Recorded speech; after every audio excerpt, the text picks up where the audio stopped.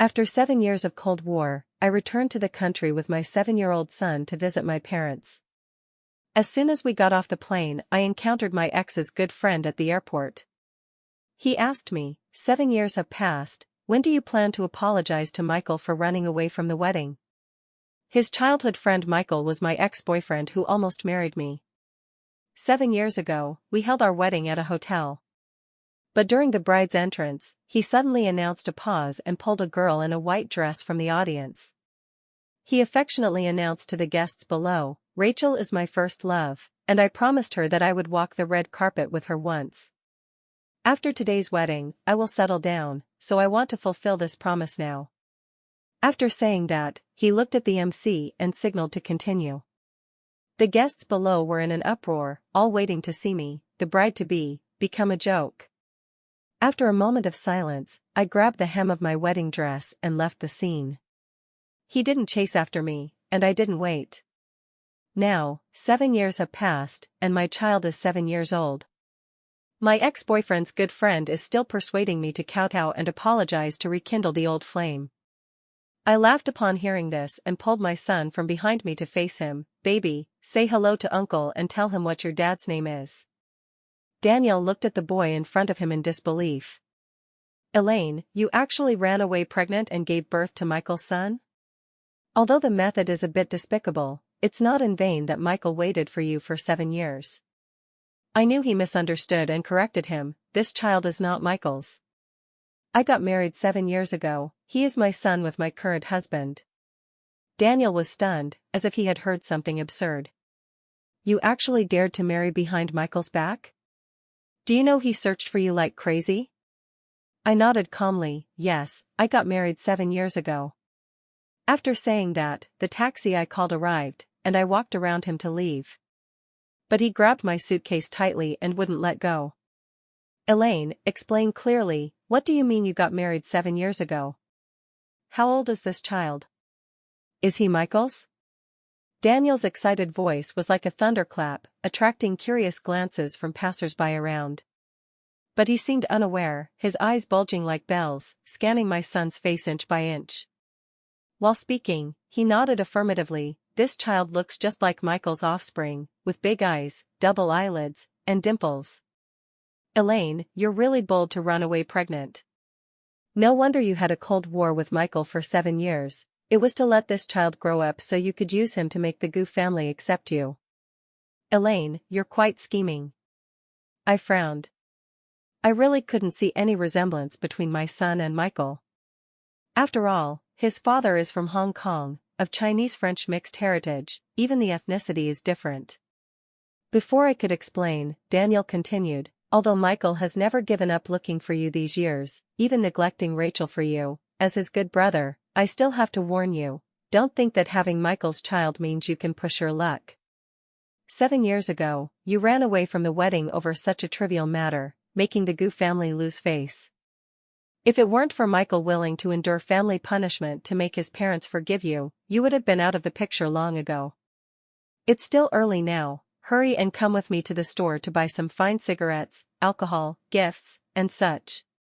When you go back to the Gu family to apologize later, it'll be easier for me to help you." "Wait." I couldn't listen anymore and interrupted him. "Who said I'm going back to the Gu family? Let me remind you again, I'm married, and the child is my husband's. His name is Adrian." "Elaine." I don't know if the words husband stimulated him, but Daniel suddenly gripped my hand tightly, with such force as if he wanted to crush my bones. "You're already 30 years old, can't you stop being so childish? Do you still think you're a young girl? Yes, you're pretty and have some talent, but what kind of family is the Chi family? You, a woman who casually runs away from a wedding without upbringing, still want to climb up to the Chi family? Have you gone crazy after staying abroad for 7 years? The Chi family is the most famous shipping family in Hong Kong. Due to national needs, they have gradually established industries in Beijing in recent years, with great momentum that even the Gu family dares not provoke. Not to mention, I'm just a gold digger who was publicly humiliated by Michael." Seeing me somewhat dazed, he suddenly softened his tone and earnestly advised me, I know Michael did something wrong 7 years ago, but as a grown man, waiting for you for 7 years, isn't that enough? Yes, he didn't apologize to you or chase after you, but even if he likes Rachel these years, he hasn't married her after all, right? Elaine, one can't be too ungrateful. Daniel sighed and took out a business card from his pocket to hand to me. This is Michael's contact information. He has now inherited the Gu family business and is one of the top entrepreneurs in Beijing, handsome, young, and wealthy. So many women in Beijing dream of marrying him. Seize the opportunity. At this point, he seemed convinced that I would ecstatically grab Michael's business card and eagerly call him, telling him I knew I was wrong, begging for his forgiveness, and that our family of 3 would reunite happily. But in reality, after taking the business card, I just glanced at it and tore it into pieces without mercy. It's too late. 7 years ago, at my wedding with Michael. My mom was overjoyed and so excited that she couldn't sleep from the night before last. My dad didn't say much on the surface, but on the day I got married, he secretly wiped away tears behind my back. There were also my grandparents on both sides. They were old but still made a special trip from the countryside, afraid of missing their precious granddaughter's wedding. I thought that day would be the happiest in my life. But during the bride's entrance, Michael suddenly announced a pause. Then he pulled up a girl also wearing a white dress from the audience and confessed affectionately in front of all the guests, "Rachel is my first love. I promised her that in this lifetime, I must walk the red carpet with her once. After today, I will become someone else's husband. This is my last chance. Elaine, you'll agree to this, right?" I clutched the bouquet, bewildered and at a loss as I scanned the entire venue, feeling as if my heart had been ripped out alive. "Why?" I asked him. "Why humiliate me like this at our wedding?" Michael smiled and pointed to my parents, grandparents sitting below. "Nothing much, just seeing that your relatives like to freeload, so I suppose as long as I'm willing to marry you, adding another bride to the wedding shouldn't matter, right?" The audience was in an uproar, everyone pointing at my parents and them. My grandfather was a rural teacher, a model of integrity all his life, and he had a heart attack on the spot from anger. My grandmother, thin-skinned, blushed and tried to explain, but was pelted with vegetable leaves by Michael's relatives. Looking at the wedding dress symbolizing love on my body, after a moment of silence, I grabbed the hem, took my family, and left the hotel without looking back. From the wedding day to my decision to go abroad, it was exactly 7 days. Michael didn't even come to apologize. Instead, his first love Rachel came to see me once with Michael's mother. In the hotel cafe, they walked arm in arm like mother and daughter, but upon seeing me, they simultaneously restrained their smiles. Rachel spoke unhurriedly, "Sister Elaine, I'm really sorry about the wedding. I didn't expect that after breaking up for so long, Michael still remembered our promise. Sorry for embarrassing you." Margaret playfully patted her hand. "What apology? That's what Michael should do. After all, you two are childhood sweethearts, latecomers naturally can't compare." After speaking, she elegantly smiled at me. "Elaine, I'm not talking about you, don't take it to heart." I took a sip of coffee, the bitter taste filling my mouth. Margaret took out a card from her bag. "There's 3 million here, take it and leave Beijing with your family." I stared at the card and asked dazedly, "Is this his intention?" "What else?" Margaret smiled. "You ran away from the wedding, what more do you want from my son? Do you know who Rachel is? Her father is a senior partner of our Gu family. As for you." She paused for 2 seconds and sighed softly. "You, a country bumpkin from the village, have finally glimpsed a corner of heaven. That's enough for a lifetime. Don't you think?" I said nothing, took the card, and donated it to the rural primary school in my hometown. Then I turned and went abroad, for 7 years. Now, my son is 7 years old. Elaine. Did you even listen to what I said? Daniel's hysterical voice pulled me back from my thoughts. He looked at me with an incurable expression, his face indignant.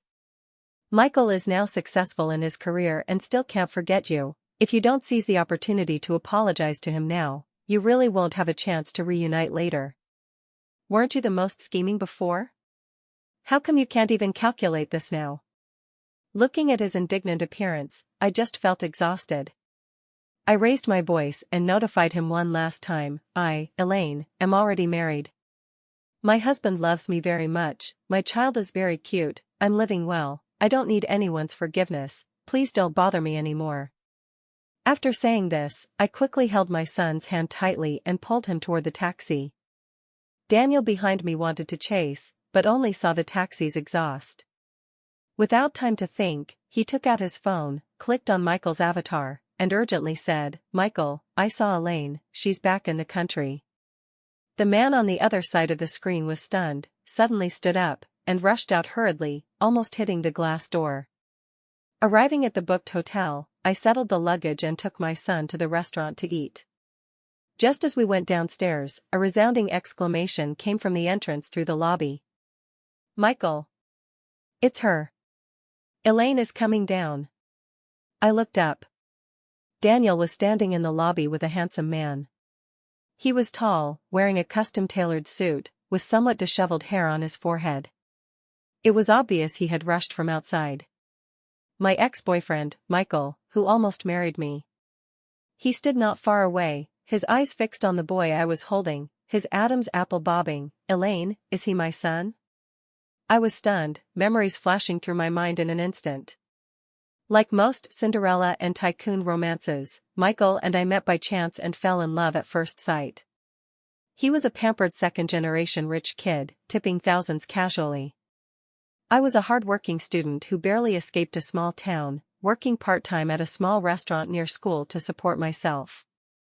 Due to an accident, we met and fell in love for a full 5 years. For him, I quit my part-time job, studied desperately every day, and after graduation, entered the Gu family's company as the most talented designer in Beijing. For me, he rebelled against his family, gave up his favorite archaeology major, accepted the family business, protected me from being seen as a scheming gold digger despised by everyone, and turned me into his legitimate fiancé standing openly by his side. We both poured everything into this relationship. Until Rachel returned to the country. She was too perfect, beautiful, elegant, and Michael's childhood sweetheart and first love. At first, I didn't care about her. After all, trust is the most important between lovers, and Michael loved me so much, we were about to get married. But reality was that Michael's overtime became later and later. He cancelled dates more and more frequently. Even when I went to the company because I couldn't decide on the invitation style, I got the secretary's cold notification, "Michael is in a meeting, no one is allowed to disturb." But the next second, Rachel swayed past me gracefully and pushed open the office door with familiarity. That day, for the first time, I lost control in front of Michael, hysterically questioning what his relationship with Rachel really was. He didn't answer, just threw out a stack of screenshots of me booking first-class tickets and 5-star hotels for my family, staring at me disappointedly. "Elaine, do you remember you used to be reluctant to buy even a 2,000 yuan shirt? They said you were after my money, and I didn't believe it, turns out it's true." I was stunned and explained to him that I can earn money now, I just wanted my family to live better. They are old, and long journeys are hard for them. To prove it, I even pulled up my salary records, telling him it was all spent with my money. But Michael just hummed and then told me to leave. After that, our relationship became stiff. I tried many ways to resolve it, such as no longer using the black card he gave me for the wedding and organizing every expense invoice to give to his assistant. Even 3 days before the wedding, to save money, I gave up the initially chosen crystal-embellished wedding dress and selected a simple, elegant satin gown that was half the price. On the dress-fitting day, both Daniel and Rachel came. I changed into the wedding dress and came out of the fitting room, just in time to hear her say to Michael, "You should still sign a prenuptial agreement. In our class, it's easiest to encounter gold diggers." At that time I was young and impetuous, unable to endure such humiliation, so I interrupted them on the spot and questioned Michael, "If you don't trust me, then let's not get married." Michael panicked, fumbling to explain that he didn't mean that and had never thought of signing any divorce agreement with me. The wedding would proceed as usual. I thought he finally believed me. Until at the wedding scene, he pulled Rachel from the audience and arrogantly said our family was freeloading. Only then did I know he never believed me. And now, Michael stared at me without blinking, cautiously wanting only one answer. Elaine, tell me, is he my child? I stepped back half a step, hiding my son behind me. No. He is my husband's child. I don't know which word stimulated him, but Michael's eyes turned red instantly. He gritted his teeth, veins bulging on his forehead. Elaine, even if you're lying, make it plausible. We had a Cold War for 7 years, and he's exactly 7. Don't tell me right after running away from me, you had him with some wild man. I frowned. What does he mean by wild man? I broke up with him, had a normal relationship, got married normally, and had a child. How did it become a wild man in his mouth? Taking a deep breath, just as I was about to answer, I was suddenly pushed from behind. My palm scraped the floor, bleeding painfully. Mom, what are you doing? Michael was stunned and quickly tried to help me up with concern, but I avoided him, leaving him dazed in place for a moment. Margaret tightly grabbed my son's hand, her voice shrill. What can I do? Isn't it to snatch back my grandson? Let me tell you, I've seen too many gold diggers like her when I was young. Stubbornly refusing to go back with you isn't just playing hard to get. She took my money and abducted my grandson. Not calling the police is already giving her face. She turned to signal the bodyguards. What are you waiting for? Hurry and take my precious grandson away. The bodyguards immediately obeyed, grabbing my son and dragging him out. I was furious, got up to snatch back my son, but was held tightly by Michael. Give me back my son. How many times do I have to say it? He is not Michael's child. My son also cried heartbreakingly, shouting while crying, I don't want to go with you, I want my mom and dad. Mom, save me. While forcibly holding my hands, Michael softened his tone to coax him, son, don't cry, it's Mom who doesn't understand and taught you wrong. Dad will take you home. My son struggled even harder, one shoe fell off, barefoot on the ground, desperately struggling. You're not my dad's name is Adrian, he'll be here soon, and then he definitely won't let you go. Michael's face darkened instantly, turning to the bodyguards. The child doesn't understand, even daring to claim someone like Adrian's identity. Who knows what trouble he'll cause in the future? Don't hold back, teach him properly. Margaret nodded in agreement. Indeed, he looks like he lacks discipline, he must be taught well. It's also thanks to that Chen family kid discovering quickly, otherwise, who knows when my grandson could return to his roots. After saying that, she directly ordered the bodyguards, tie his hands, gag his mouth, and after sending him home, lock him directly in the dark room. Release him only when he's learned to behave. I'd like to see who dares. A voice filled with anger suddenly rang out. I looked up. Several black Bentleys had stopped at the hotel entrance at some point, and the tall man with a bandit-like aura, surrounded as he got out of the car. It was none other than my husband Adrian. As Adrian got out of the car, the crowd that was still tugging suddenly quieted down. Whether due to his imposing presence, no one dared to speak anymore. They all just watched quietly, guessing the purpose of this big shot's arrival. Only my son, seeing someone he could rely on, immediately got excited. With red eyes, he shouted aggrievedly, Dad, it's them bullying me and Mom. Adrian's eyes darkened, just about to speak, when Michael stepped in front of the son first, his eyes fixed on the man in front of him, wishing to devour him. You're the wild man who seduced my wife and child? He's my son. If you're smart, get lost now, or on behalf of the Gu family, I definitely won't let you go. Margaret also put on a cold, superior face. Elaine, you really dare to bring your adulterer back? Michael, what are you waiting for? Hurry and drive him out for me. As soon as the words fell, a contemptuous sneer rang out.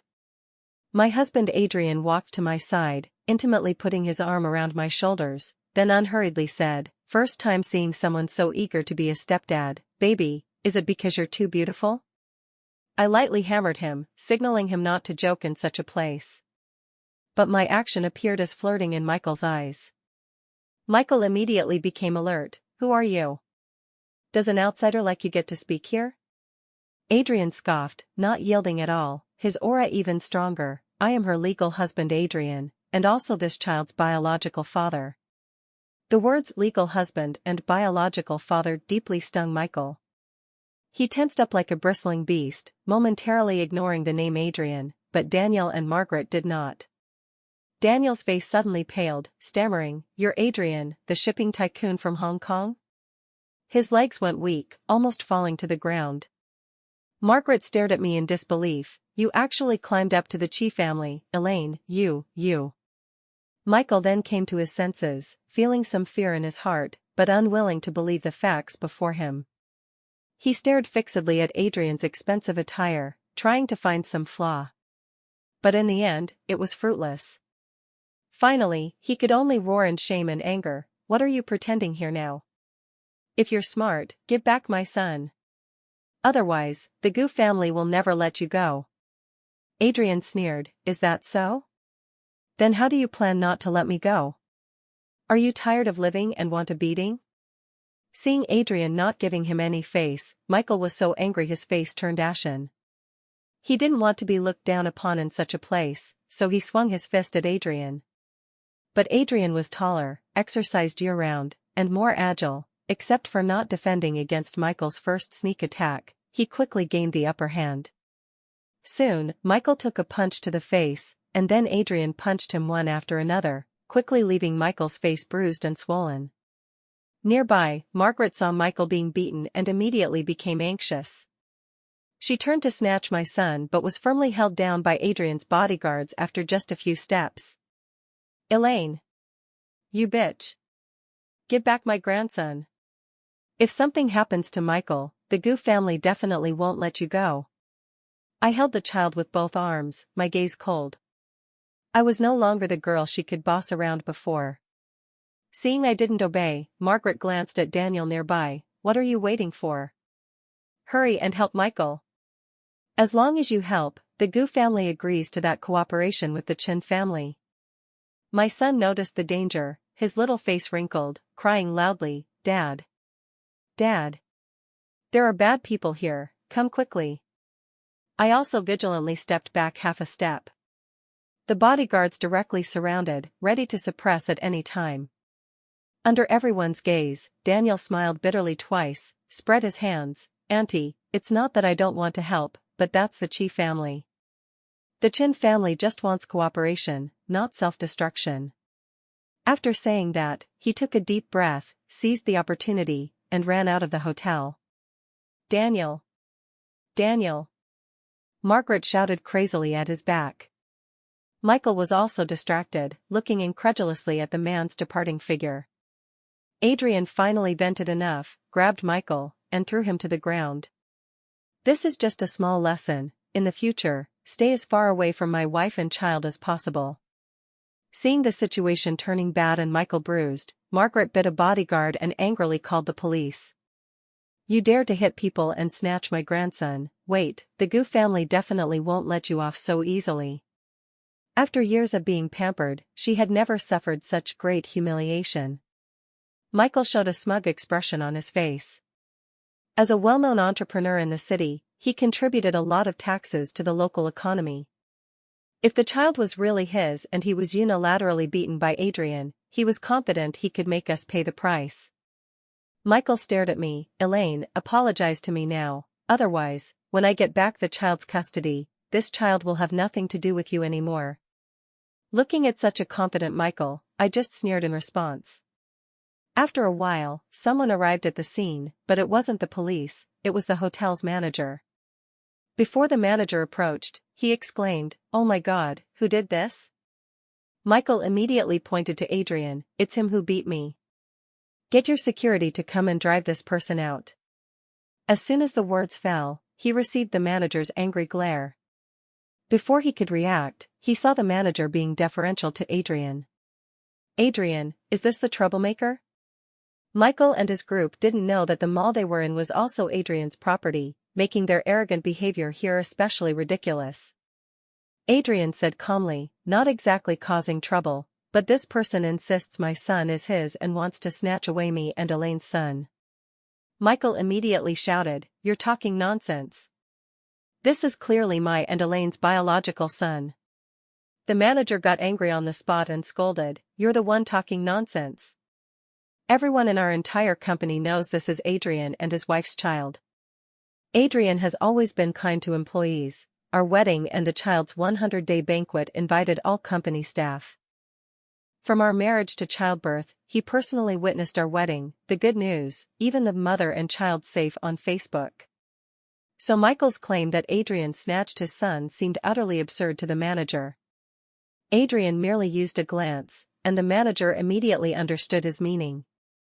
He scolded the group of security nearby, "What are you waiting for? Drive out this group of troublemakers." With that, the security surged forward and dragged the three out.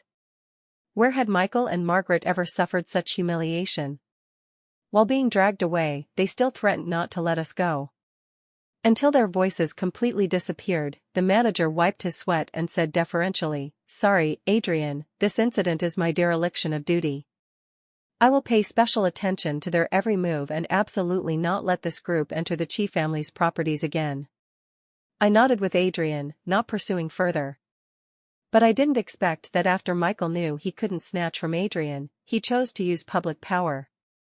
I thought with that day's incident, Michael would quiet down and no longer disturb me and my child, but unexpectedly, just a week later, a storm suddenly erupted online. Michael went live on stream. In the broadcast, he wept and wailed, screaming at the top of his lungs to accuse me and Adrian. His acting was so convincing it drew viewers' sympathy, claiming we had stolen his child. In his narrative, he and I were truly in love, but a misunderstanding forced us apart for 7 years. Unexpectedly, Adrian took advantage of the situation, deliberately seduced me, and relied on his family background to occupy me and his child. Gossip about the rich and powerful's family affairs has always been popular after dinner talk. This matter involving Adrian on one side and Michael on the other ignited public opinion almost instantly, boiling over. The Chi Group's stock price was also implicated, showing a small but noticeable decline. Michael found me with a smug smile, his tone full of vengeful pleasure. "Elaine, see, everyone still blesses us too, do you regret it? It's still not too late to turn back and be with me now." I found his unrestrained grin utterly hilarious. Regret? Why should I regret anything? My son is bright and adorable, my husband Adrian is steady and dependable, treating me like a precious jewel, and my own career is thriving. The only thing I should regret is ever knowing Michael. If not for his unfounded entanglement, my life should have been peaceful and harmonious. To end this farce as soon as possible and return to peace, I looked at him and, for the first and last time since our reunion, said with a tone of advice, "Michael, let's stop here. Don't make yourself a complete joke in the end." I kindly advised him, but he took the advice as my weakness. The smile on Michael's face deepened, his gaze burning as he stared at me, half coaxing and half threatening. "Elaine, I am the one who loves you the most. As long as you divorce him now, I'll let bygones be bygones. I'll make you and your son the happiest family, otherwise, I have plenty of ways to make sure you never see your son again in this lifetime." Unaffected by his threat, my face instantly turned cold. However, before I could retort, another sharp voice interjected, "Sister Elaine, stop being temperamental. Brother Michael almost lost his life searching for you these years. How can you be so heartless?" The speaker was none other than Rachel, who grew up as Michael's childhood sweetheart. At this moment, she was tearful, looking pitiful, calling Brother Michael repeatedly, as if I was the unforgivable, heartless woman who hurt Michael. "Even if you're with Adrian now, can you just throw away the affection with Brother Michael over so many years like garbage? Or are you still angry at me, blaming me for walking the red carpet at your wedding back then, so you deliberately refused to forgive Brother Michael?" Her words seemed soft, but every sentence was defending Michael. Michael stood aside, his face ashen, obviously further incited by Rachel's words. He stared fixedly at me, questioning, "Elaine, I've explained to you many times, I had my reasons.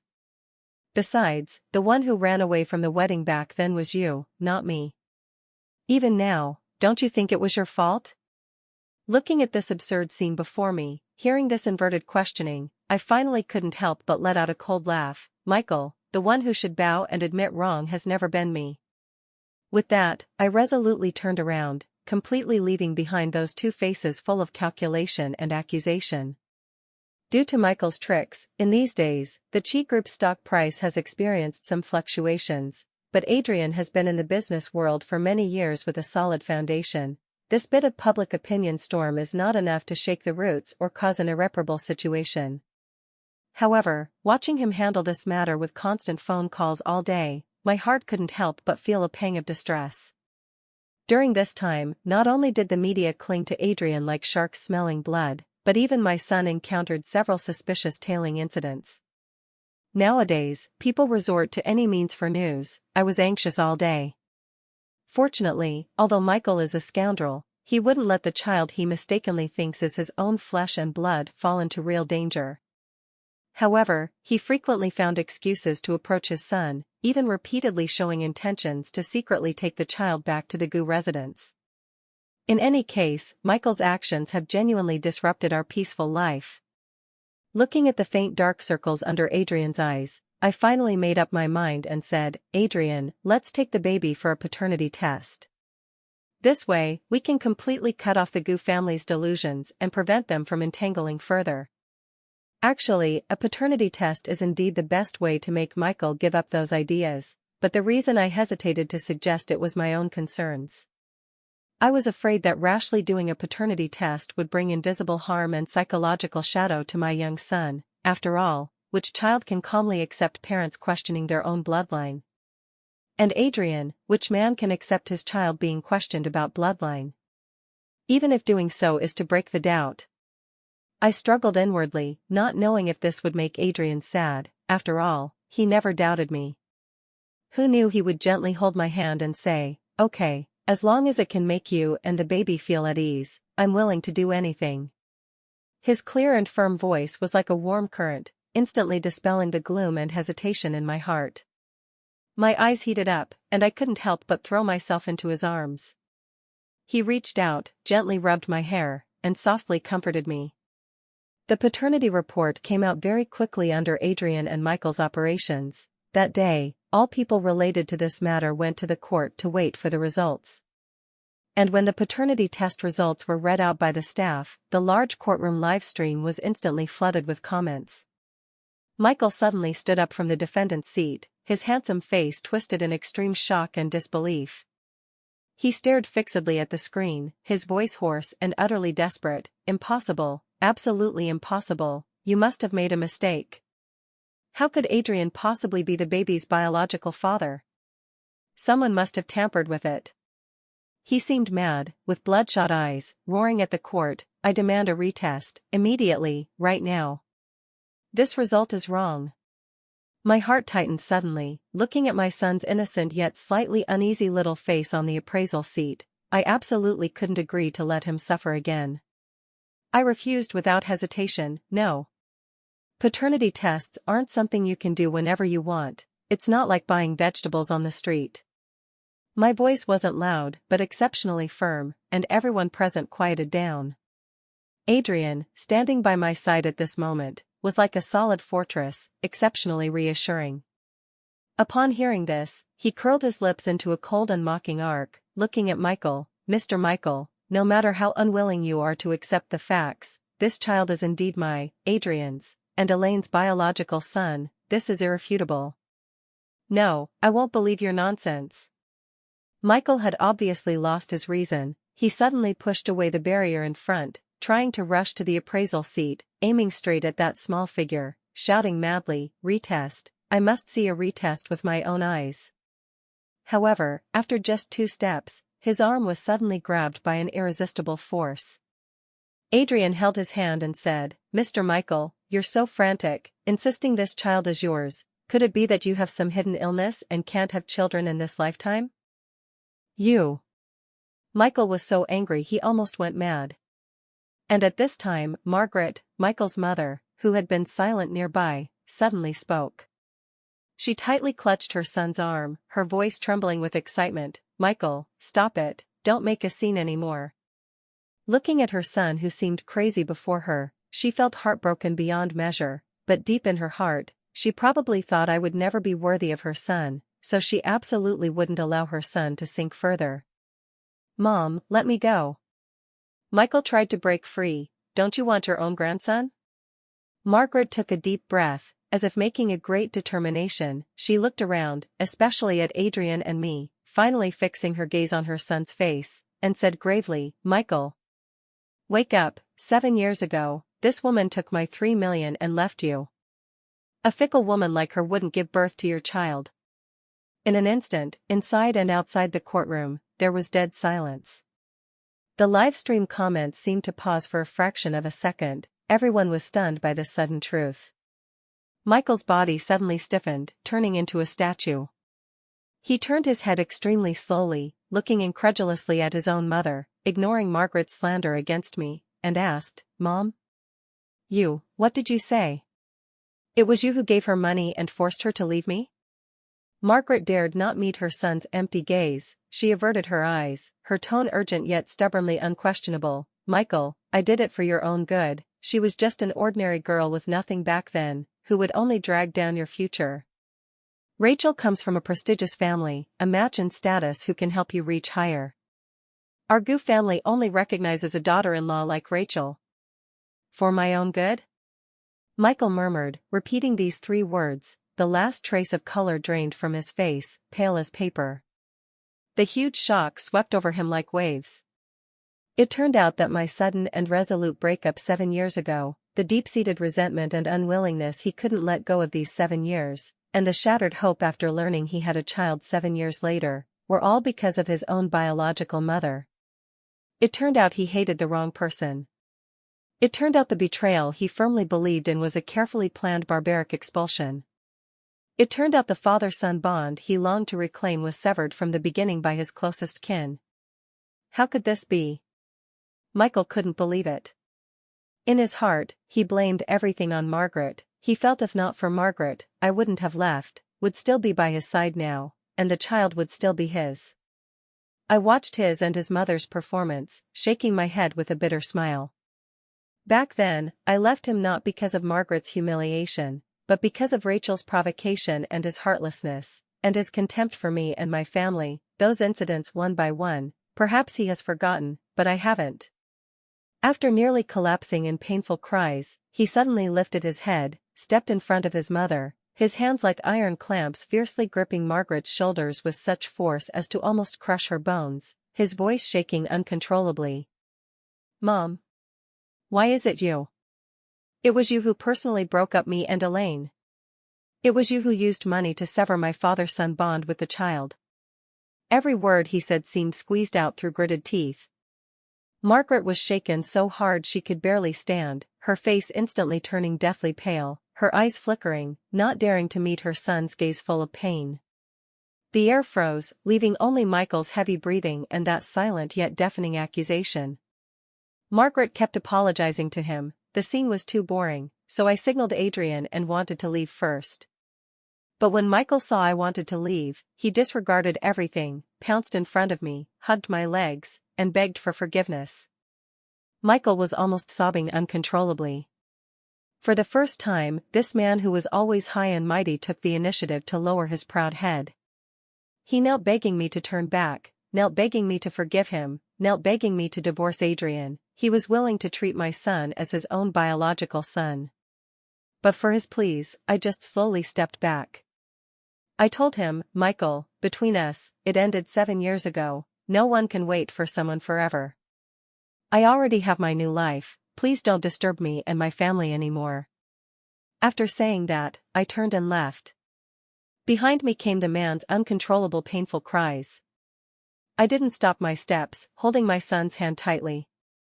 I was going to live my life.